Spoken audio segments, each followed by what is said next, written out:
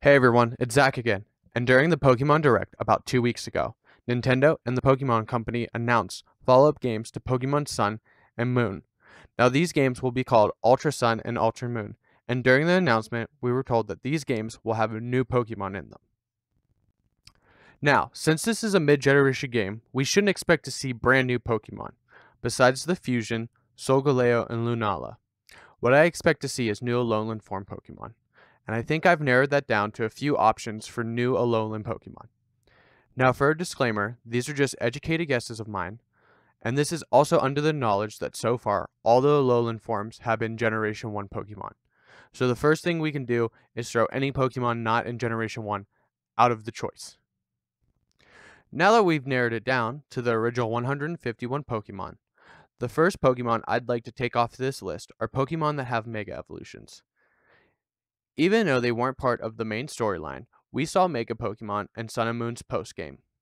Since it would be confusing to give these Pokemon only Megas, but Alolan Forms, I'm assuming that all Pokemon that already have Megas will not have Alolan Forms.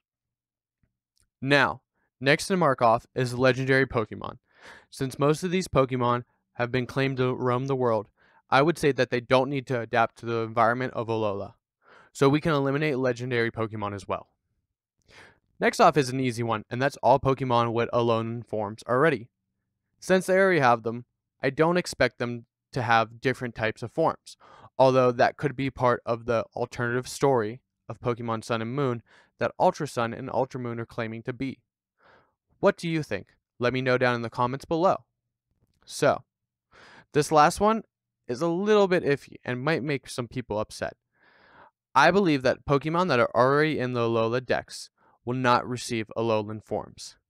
Since we've already seen these Pokemon in Alola, it's safe to say that they probably won't need to change for the environment in Ultra Sun and Ultra Moon. If they didn't come in the first set of games, I don't think they'll come in the next set. So that eliminates some Pokemon like the rumored Water-type Arcanine, and I'm okay with that. Last, I'm going to remove any Pokemon with a follow-up evolution outside of Generation 1.